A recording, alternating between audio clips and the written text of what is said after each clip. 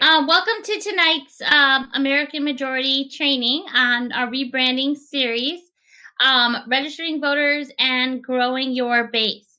I'm going to give it a few more seconds to let some stragglers jump online. And I know there are some people that will be watching the replay instead of the live version. So let's just give it a few seconds and then we'll get started. Thanks.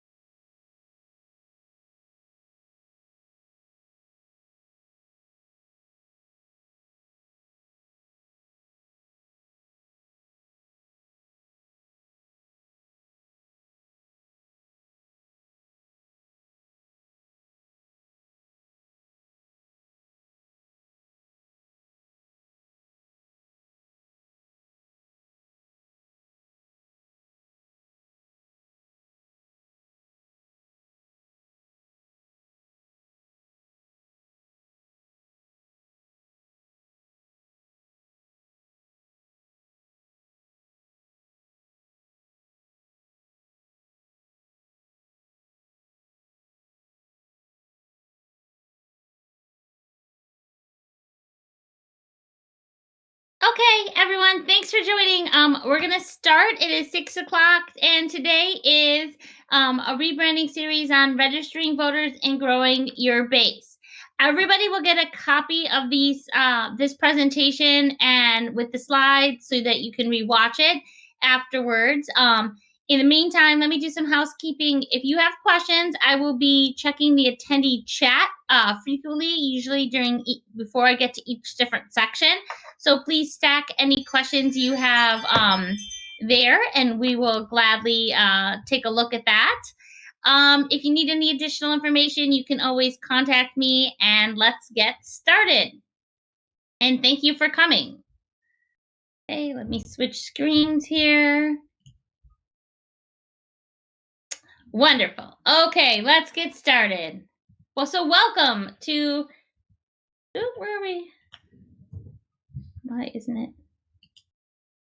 There we go. Welcome. For those that are new, American Majority, we are the nation's premier conservative training organization. We are a 501c3 nonprofit, and we continually train activists, candidates, future leaders, those that are interested in learning more all the time, 365 days of the year.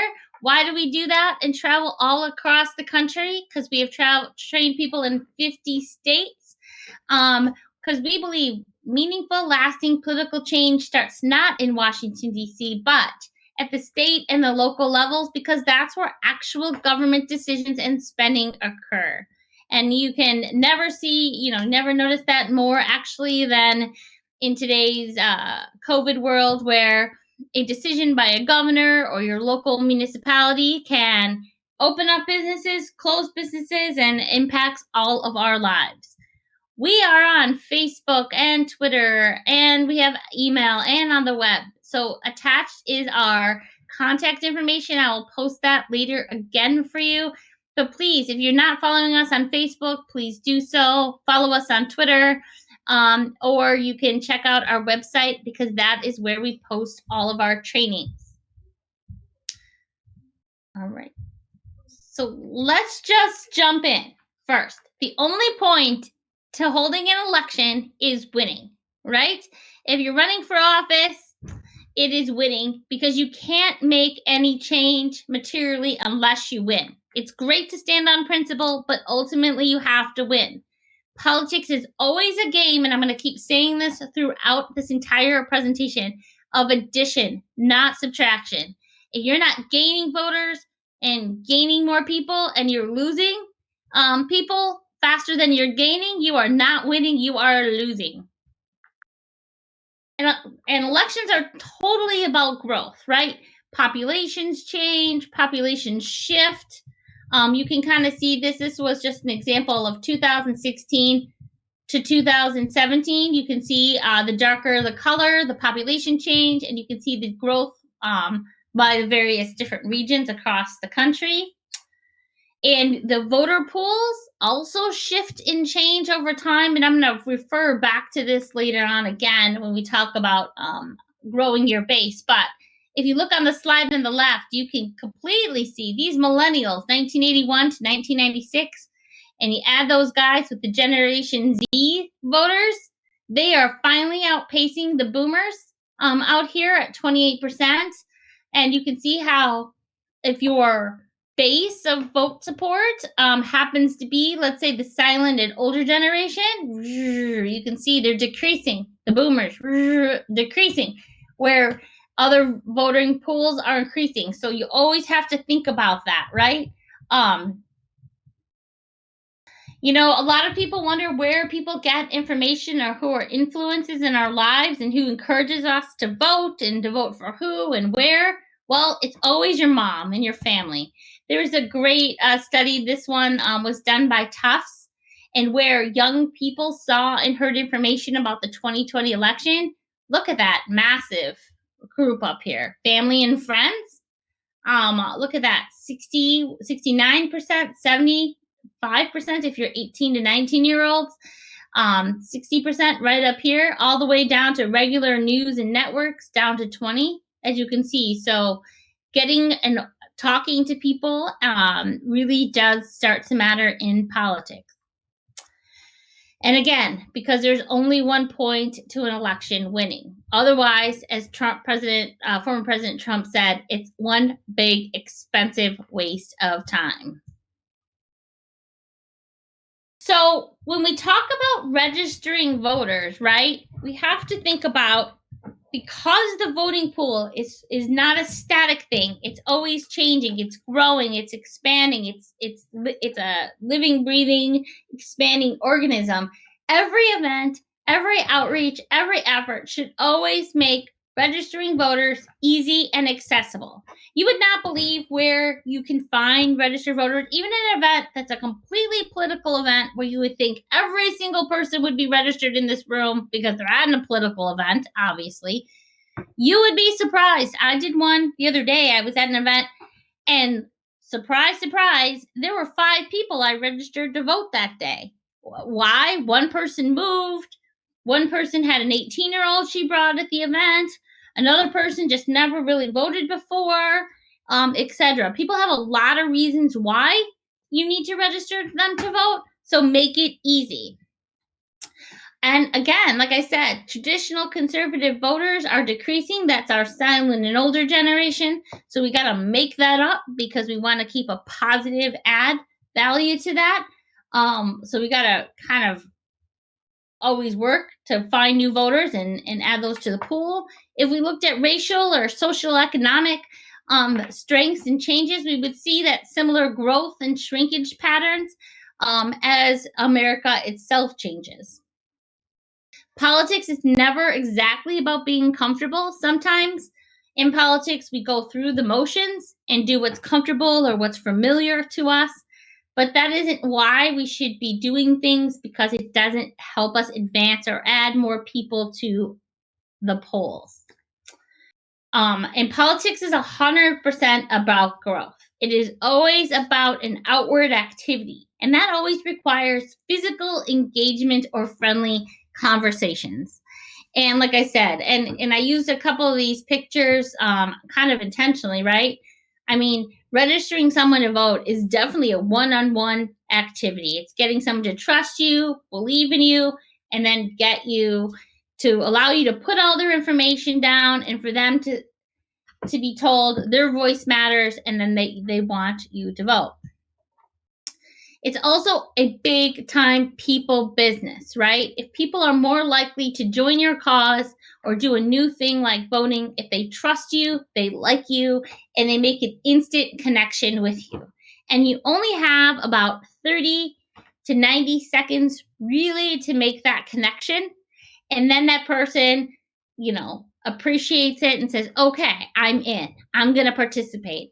And the funny thing about registering someone to vote is once you've convinced them to register to vote, you have their undivided essential loyalty for the next 1 to 2 election cycles after that, because they're going to look to you and your organization, your group, your candidate, your cause, whatever, as the resource where they're going to go if they have a question about an election or who to vote for. That is a very powerful thing in your pocket.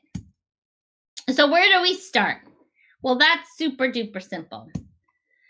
First, we must have a goal, right? We never start anything in politics unless we know where we're going, what we're doing, why we're spending the energy, and why, and what is our desired outcome and how we can measure it. So we're specific, we're measurable, we're achievable, we set a realistic thing, and we're timely. So in this context, it's where do you need the votes for, right? Did you stop and decide where are you trying to grow and gain new voters? I mean, is there a huge apartment complex in your community that just went up? Do you want to identify who are your likely supporters that now live in that 500 unit complex? Great. Okay, now we've identified 100 people that think like us in that building. Now let's make sure those 100 people are registered to vote, and then they will vote in the election, right? What is my current campaign plan? How much resources do I have to devote? And then how many volunteers do I have? And who else can I work with that is working towards those same objectives and will help me accomplish the goal? You might have other objectives. Let's say you have, you really want to work on, millennials, young college kids. Great. Set some goals about how you're going to be present around that. Let's say you want to work on the soccer moms in a new development that just went up. Great. Or farmers who care about a certain issue in your town, whatever. Set those goals, write them down, and then always benchmark every new activity you're doing off those goals. Every state, I don't know if let's see if I can look in the attendee chat room and kind of see what states people are saying. Okay, I've got some Wisconsin, some Florida, some Arizona, and I know I have some people that'll be watching. Did it again after the fact from some other states. So the first thing with registering to vote, every state has its own rules, right?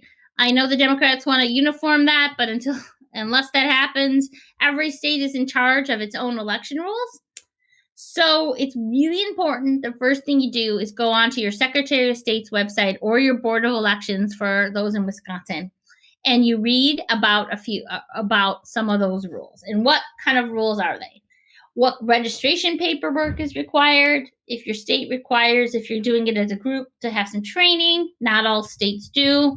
What is the return time from when you get a completed piece of paperwork to when it has to be in, etc. Things simple like that.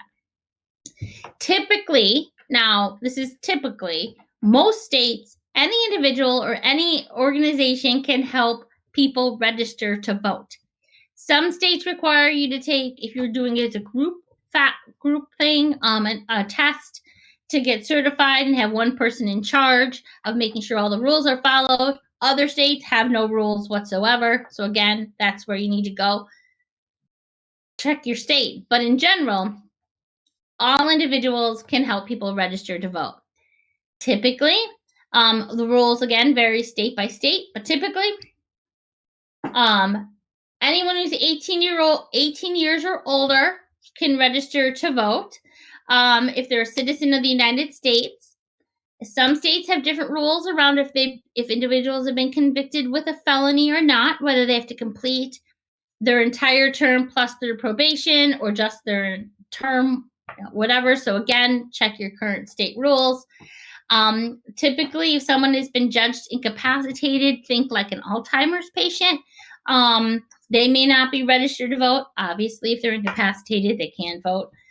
So again, but in general, if someone is 18 by election day, you should register them to vote. So think your conservative high school groups, totally make sure those kids are registered. And if they're a U.S. citizen, in general, they are fine. A lot of high schools will have their seniors register before they leave for college. I would check that with COVID. Things have changed. Some schools might not be doing that anymore. Great opportunity for your group to make sure that our conservative kids are registered and are ready to go. Like I said, some states require organizations to register. Usually it's not so hard. Just double check that if you're going to do it as an organized activity with a group of people. Depending on your state, some states don't even make you pay for the voter registration forms.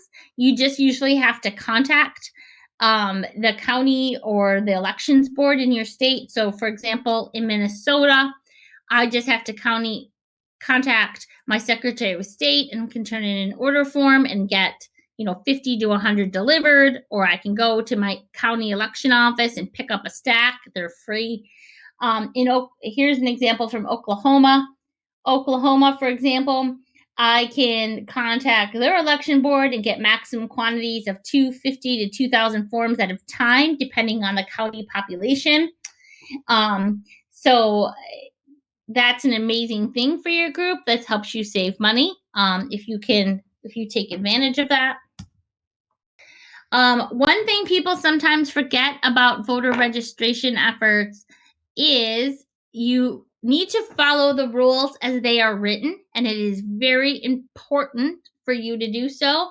It is important not to add rules that don't exist because, so it's really important. So for example, you can assist voters with their own permission. So, for example, if there's a voter, let's say they have arthritis and they have a hard time writing it, where their handwriting is legible, you can help them do that. If you have their permission, you can mail or drop off forms on their behalf.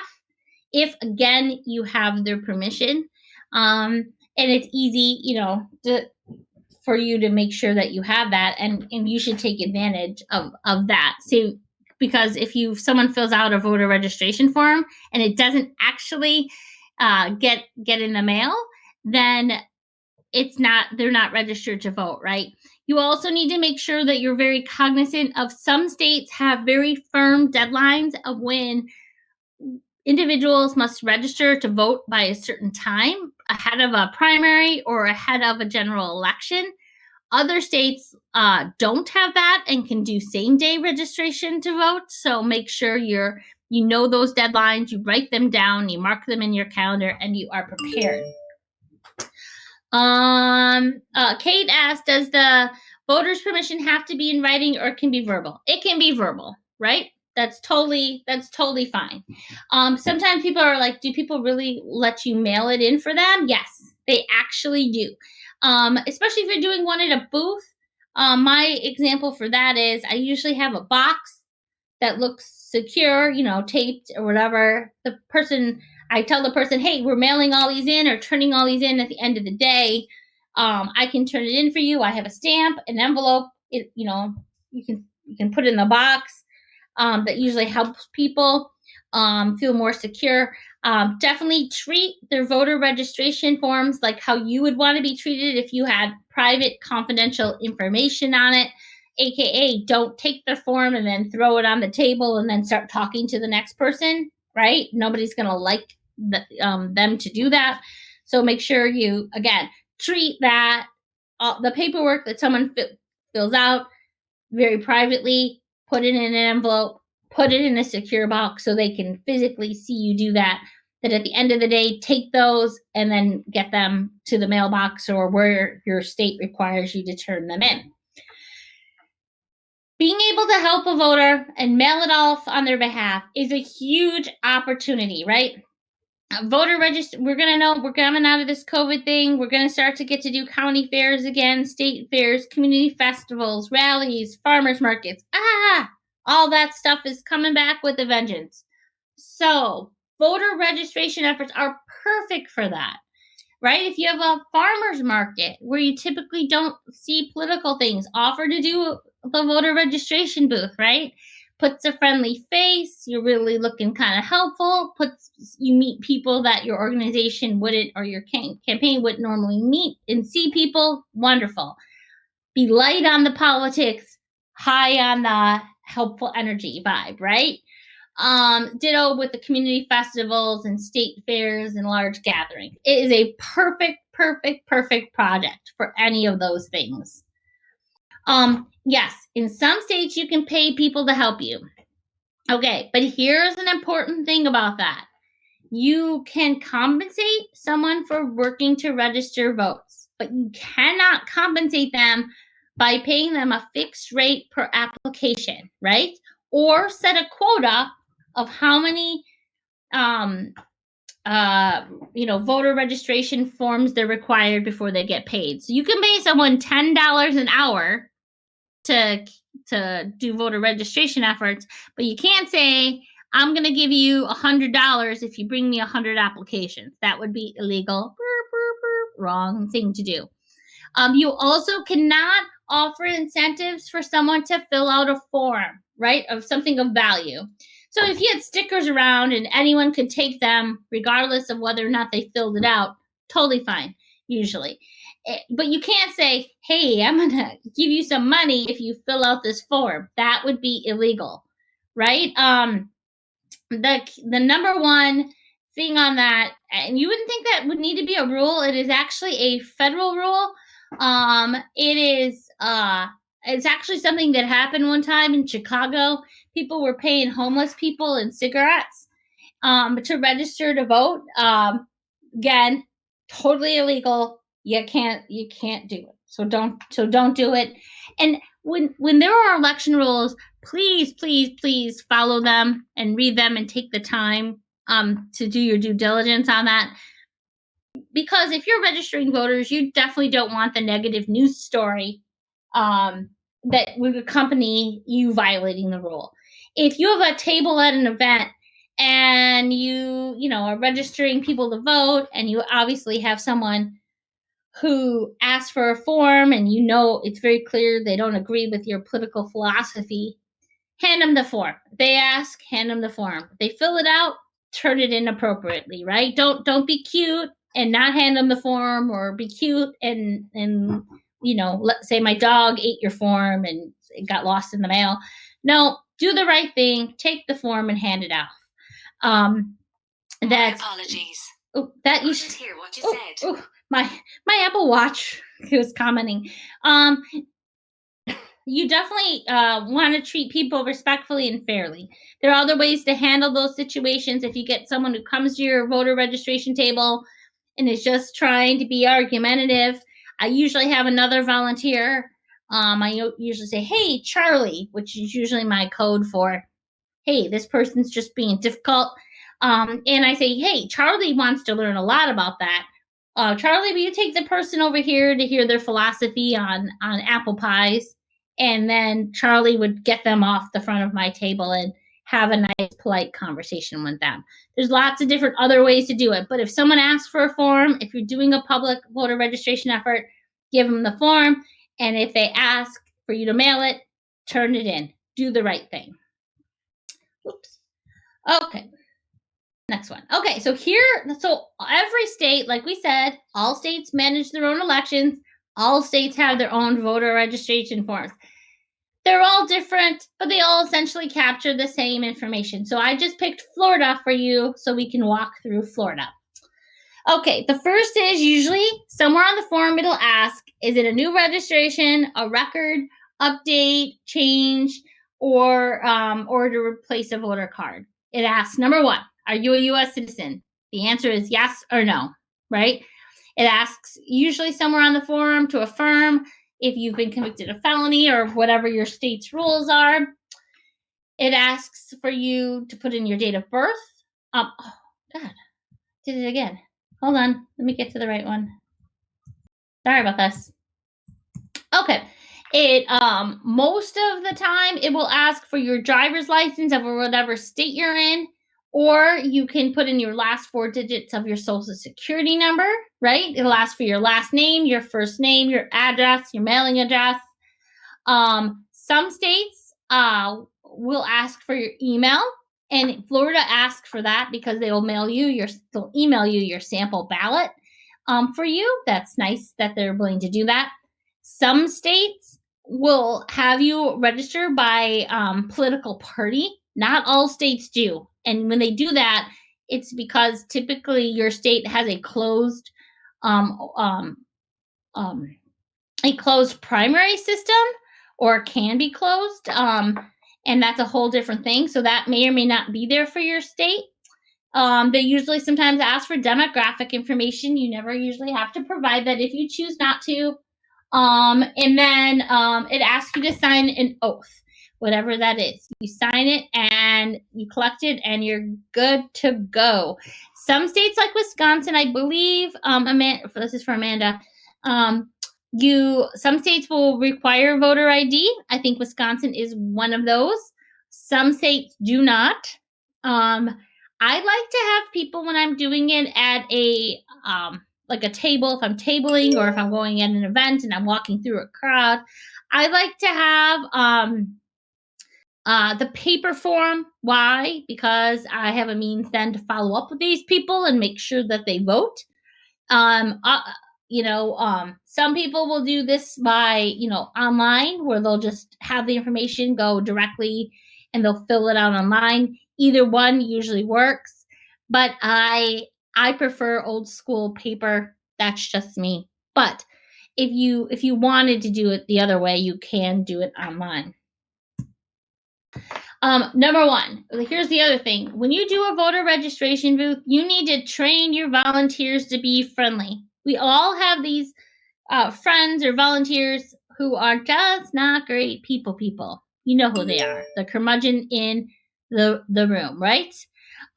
So those people are great people that could help with logistics, not your front of the house or front-facing people who are the ones who will register people to vote, right? You need people who like walking up to people who are strangers and saying hi, or people who won't hide behind the back of a registration table, but will be forward and in front, welcoming people over. When I train volunteers, I will, just like I did for you, I walk them step by step through this form.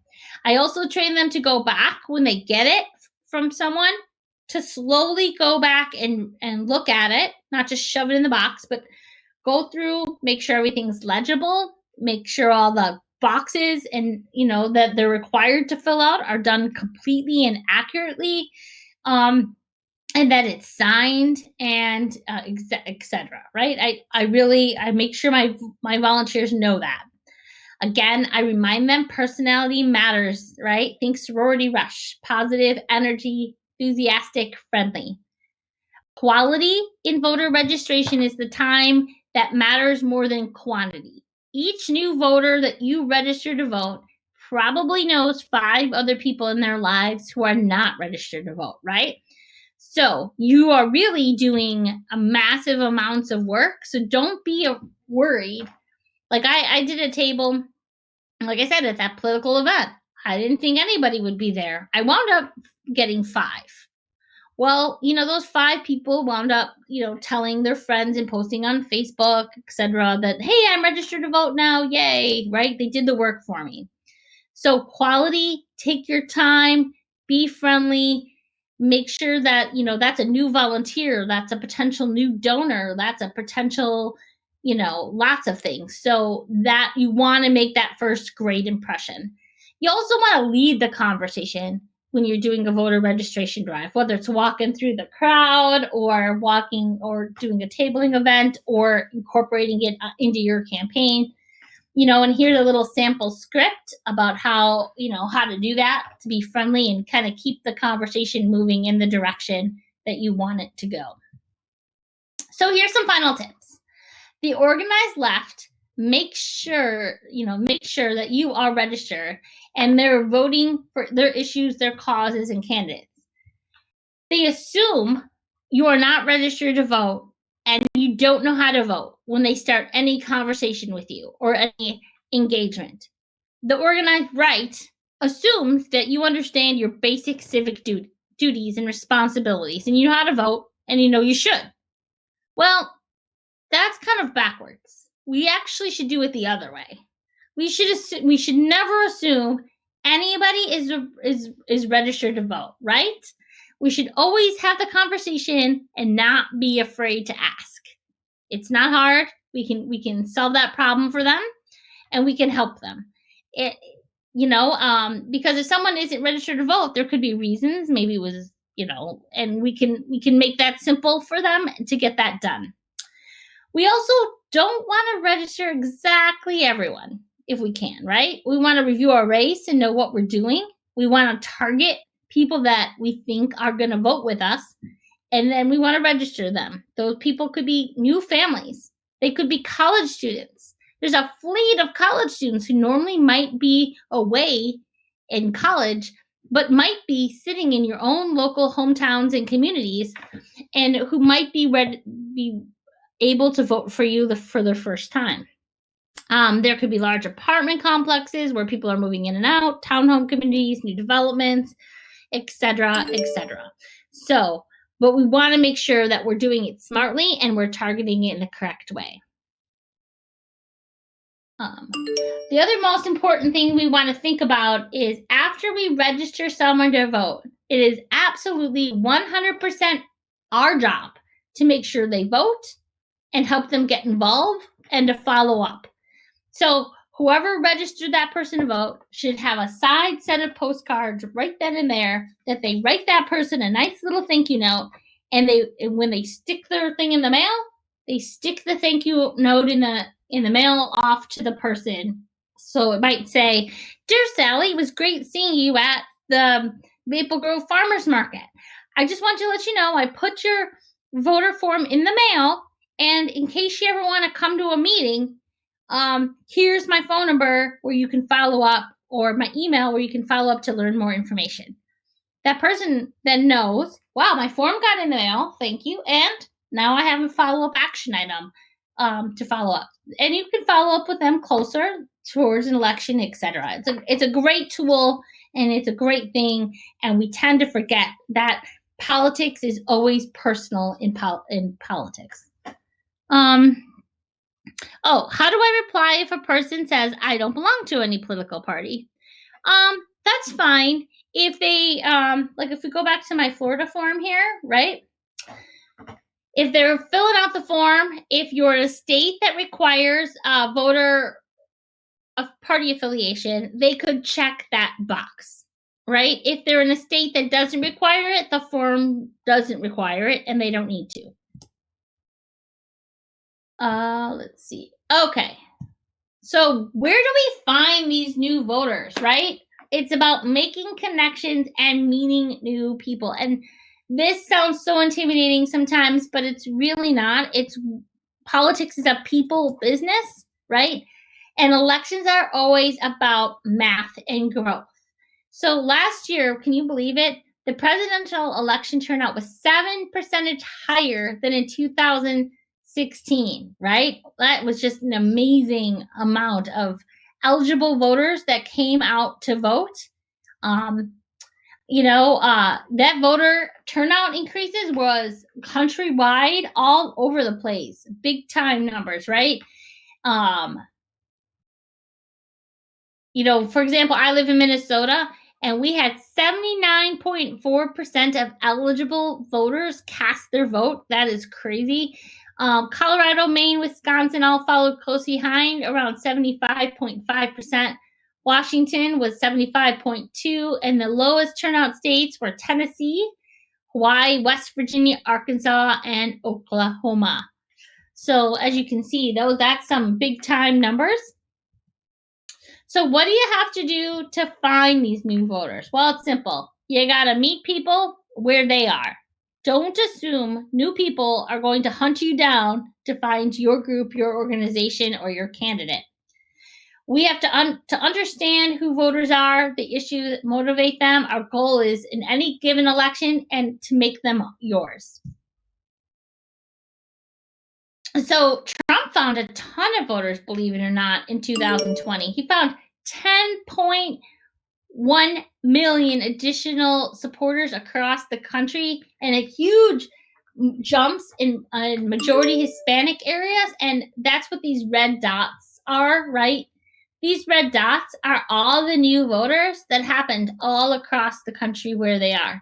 Now, if I were a candidate in 2022, right, I would think to myself, well, the first people that I'm going to look at in a Secretary of State's voter file are the people that recently registered to vote, who never voted before, or people who voted maybe once before, in 2018 or 2020. And I'm going to reach out to them. I'm going to determine if they are supporting me or whatever, so that I can get in front of them first. And if I lived in, let's say, if I lived in Miami, whoosh, look at that. Look at those big red bubbles. You know, there's a ton of voter work that can be done there. Oh, God darn it. I hate when I do that. I'm so, let me go back. Sorry about that. I hate when I do that. Okay. So there's always more votes to be found. You just have to convince them to, come find you. So unfortunately, Biden found more. That's a bummer, but he did. I mean, the blue bubbles, look at that, right? Where his dark blue bubbles are. In these battleground states, Arizona, Florida, Georgia, Michigan, North Carolina, Pennsylvania, Texas, and our Wisconsin friends, right? You could see the change in the number of votes cast. I mean, on either side of that, those were just some huge numbers. So your game is, again, Politics Edition, is to out hustle and outwork and out contact and find more voters than your opponent, right? And there's lots of opportunity, to be had there. So if you even just go back to the 2020 election, we can go find those guys and reach out. We need to identify, if you walk into a room and everybody looks like you, and everybody, I walk into a room, and everyone, I'm a 46-year-old, mom of 4, right? And I walk in a room, and if everyone looks like Jennifer DeJornett sitting in a room, then that's a problem, especially if that was my goal. If my goal was to have an event and have, bring people in and everyone looks like me, that means I didn't do my job outreaching to people, right? So this is the main conversation that we need to be having right now and, about 2020 and looking forward. Who is missing in our coalition? How do we convince them that our principles and ideas are beneficial to them? And then how do we bring them in, right? Change is hard, but growth is so critical in elections because stagnation is loss. And we can never stagnate at all. So we have to meet new people and take new chances. And there's a lot of things that help us when we do that. If we have a conversation and we're talking about the issues that we care about and it's not really resonating and bringing people in, that means that our test message has failed. And we need to figure out how we can inspire anger or to get people to our side and our cause quicker. And we need to engage with our surroundings and be entrepreneurial, be opportunistic, tag onto events. So if you have a community farmers market, I'm just using that as an example, offer to have a table there. If there's a community, rally or event, tag onto that, learn and refine and reinforce yourself so that you keep growing and changing. And the thing is that don't assume people know anything about your group at all. It's your job to go out and talk to people where they are, not where you are. And also sometimes a little self-reflection helps too. First is decide who your audience is and who you're outreaching. Don't make it so ginormous. It's an impossible task, right? Are you intending to reach out to college students? Great. Go find some college students who would be willing to volunteer and who are willing to give you ideas on what would resonate with them. Are you trying to reach out to a segment of your community? I do when it's closer to election time and I want to do normally, not during COVID, but normally, and I want to start talking to my senior community. I start hosting donuts donuts with their park commissioner. I'm not going to lie or feel like I know it's the donuts that gets people to show up and sit and hear my spiel, but that's okay, right? I'm reaching out to them, I'm inviting them, and I'm asking for their opinion. They feel important, they feel invested, and then they start showing up. And again, I think about this all of the time, right? Who is missing when I'm trying to do something, right? And then I look to the things closest to me to find people who fit that bucket, and then ask them for their help in reaching more. So that might be my church group, my community groups, my kid connections, volunteers, schools. They're everywhere around you if you just think about it and get people's feedback and invite them in. So one final thought, sometimes you have to work really hard to convince people who you have lost to come back to your cause. That sounds like a tough thing to do, but it's not if you just make the effort. So sorry about that. In this last, because essentially re-earning new votes is essentially gaining more votes. So here's an example of 2016 versus 2020, how voters changed. And you can see kind of basically 2000, there was a drop in all across all categories. Ditto with like women. I mean, look at that. Democrat votes minus Republican votes, college, non-college, you can see. So really understanding what happened in the last election and then going and hunting and going, okay, well, I knew I tanked that precinct. Voters, gosh, I really didn't mean to do that. What happened there? Can I go back and have conversations in that area? Can I do some ice cream social? Can I door knock selectively to kind of understand, was it an issue? Was it a cause? Was it just a blip on the radar? And then working over time to gain that trust back. That happened to me in my first election. I lost terribly in a precinct that I didn't anticipate. It took me 3 election cycles, so I got that back up to where I needed it to go, and that time was very well spent because it then performed on the 3rd election cycle I was in. Let's see.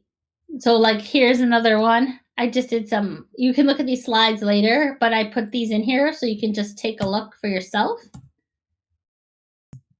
Alliances is another thing that is an overlooked thing that people do when they're trying to grow your base, right?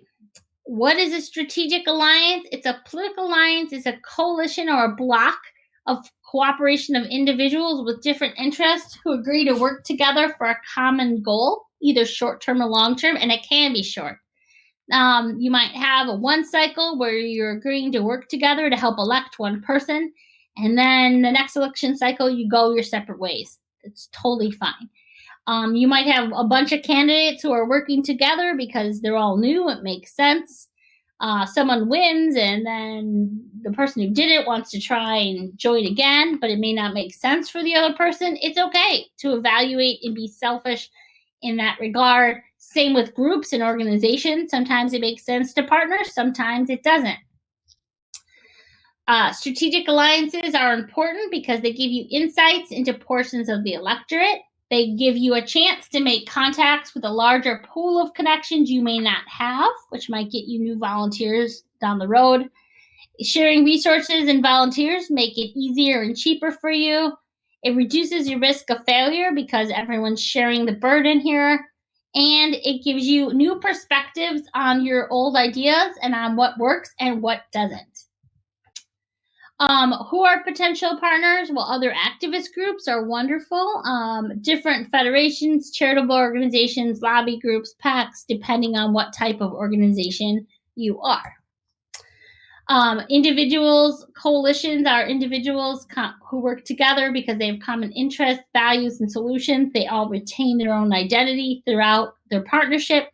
But again, working together does make a difference. Partnering with other groups can be a big advantage, but it can also be a mistake So sometimes I do this self-check when I'm deciding to partner with someone. Do they get what I'm trying to accomplish as part of my goal? Do we share the same values?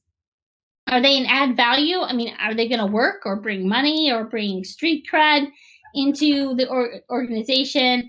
Are they a bunch of control freaks and it's just going to be a nightmare to work with? I really think about that.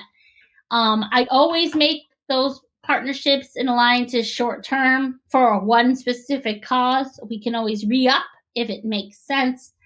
But having an open-ended one makes it awkward if you need to go your separate ways. People always take that personal, right? But you don't want to. So always short and sweet is usually the way to go. And then how are you memorializing what you're doing, or is that even appropriate? So every plan of meeting or registering voters, building alliances, working on your base, right? It's always, always, always should have these 4 pieces to it. You got to capture data. You got to register the winning voters, aka the voters that are going to make you win. Never give up and follow through. So here's some things for you to take note and to think about. Again, with the goals, right? Set some realistic goals, honest ones. Assess your current group and campaign. What is the strengths of your current group and what you need to achieve?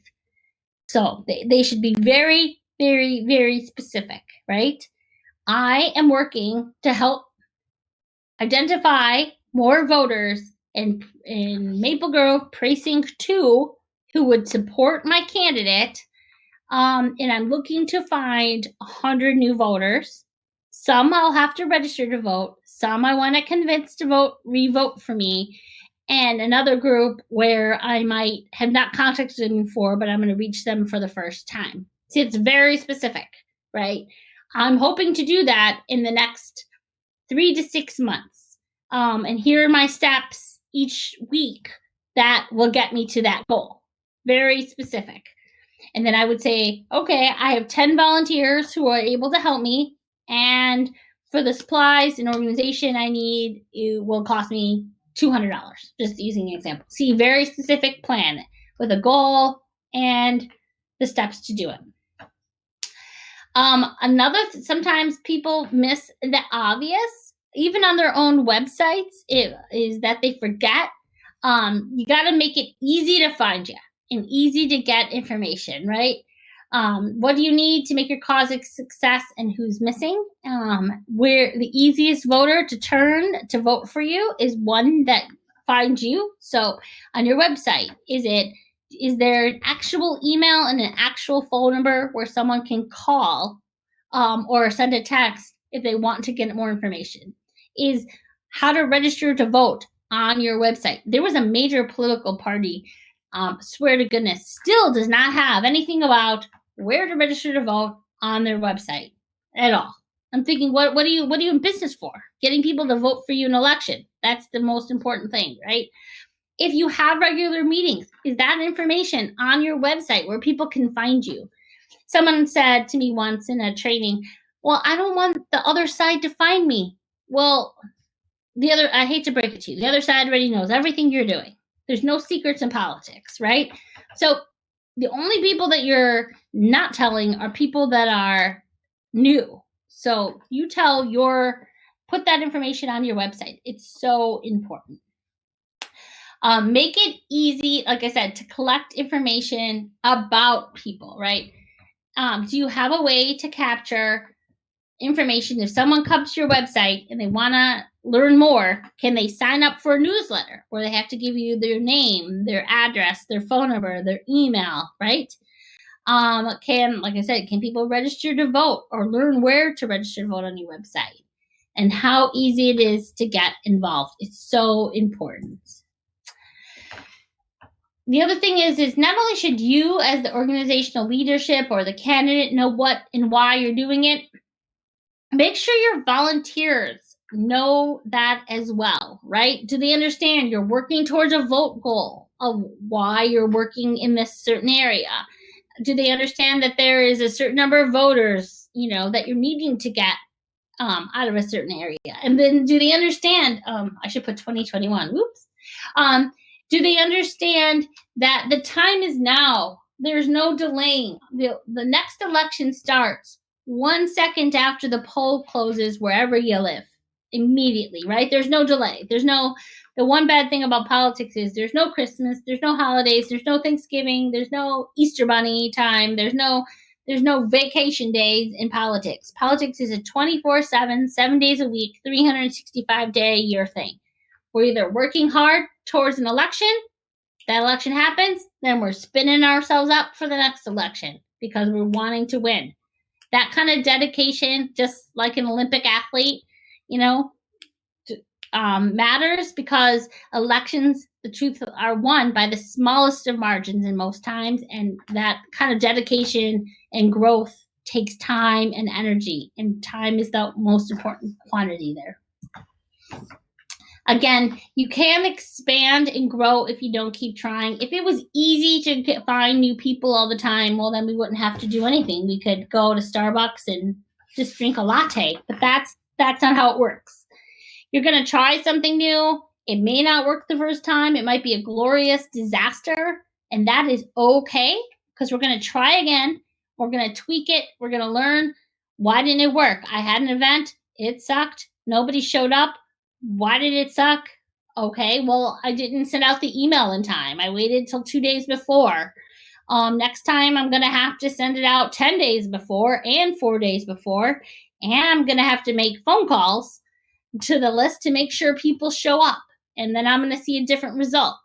It's about doing honest assessment of your effort each bit of the way.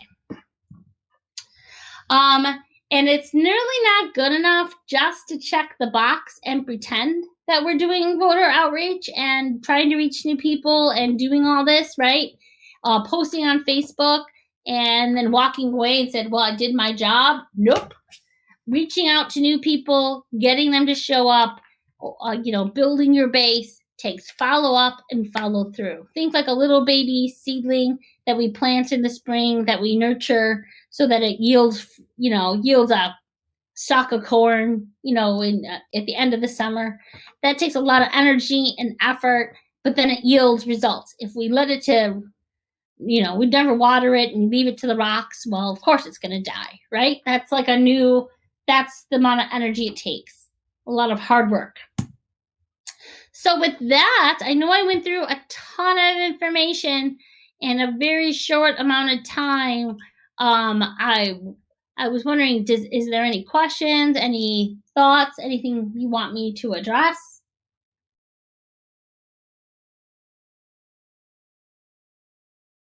Well, while you all are typing that up and thinking about that, I'm going to tell you about some other things, and then we'll go back. We have a lot of great trainings that are coming up. We have on March, we're on March 9th now. On March 17th, we, believe it or not, St. Patrick's Day, my son's birthday, yay. We are doing a social media training for those that are brand new to that, how to use it effectively and make a difference. We have a group that we're doing it for, and we're opening it up to everyone. But, drum roll, we are also doing a series of election integrity trainings. We should be launching that very, very soon. It'll talk about kind of what happened in the 2020 election, and it will also talk about a little bit more about how you can make a difference and what's going on. So please, please, please look out for that as well. That should be really exciting. I can't wait to launch that very soon. Okay, question. Are there good places to get demographics for a precinct? Yes. Robert asked that. Well, the census is coming out. I believe the latest I saw was the end of April. That usually will have some high-level information about what's going on in local areas. It usually will start on, a good fleet of, age and income and all those other good details.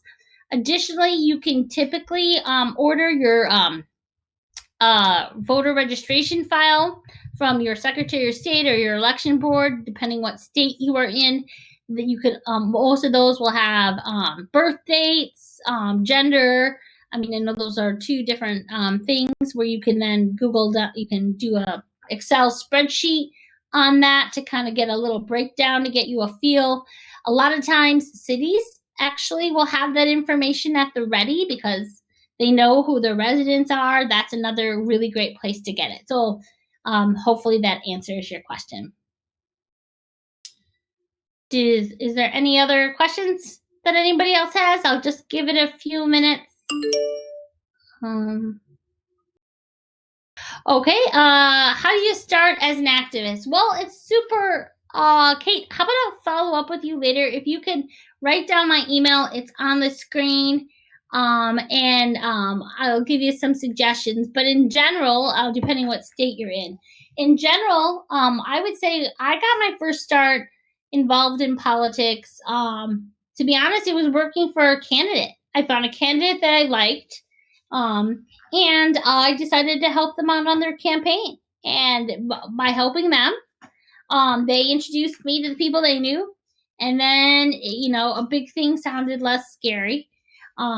So my first suggestion probably would be start in your local area. It doesn't have to be a big office either. A lot of times people first get their start or helping a big campaign. But you know what? I usually find helping my local school board person or my city council person or my state representative or my state senator usually are people that they're always looking for people. And that's usually a great way I said to kind of get me into helping. A lot of times there are other groups that are out there like Tea Party groups or local political groups. Those are another great way to start meeting, but that's I typically like starting with a candidate only because nobody wants to walk into a big room and not know anybody, right? So helping a candidate gets you kind of involved really quickly and makes a big thing seem very one-on-one. But in the meantime, Kate, also just email me as well and I will help you find it. Yes, thank you.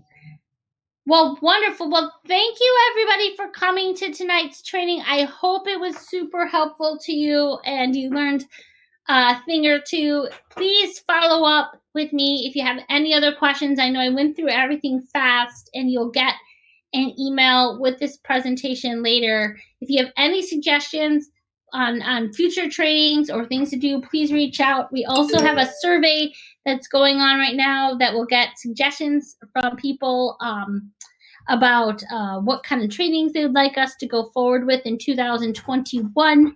So I would appreciate your feedback on that as well. And like I said, if you need any other suggestions or questions or where can I get information on the rules in my particular state, I do have some places where you can go to get that information and I'm happy to follow up with you later. Well, with that, I promised I would start and end on time and I did meet that goal. So thank you again. May you enjoy your evening and wherever you are. And thank you for coming. And I hope to see you at our next training. Thank you. Have a good day.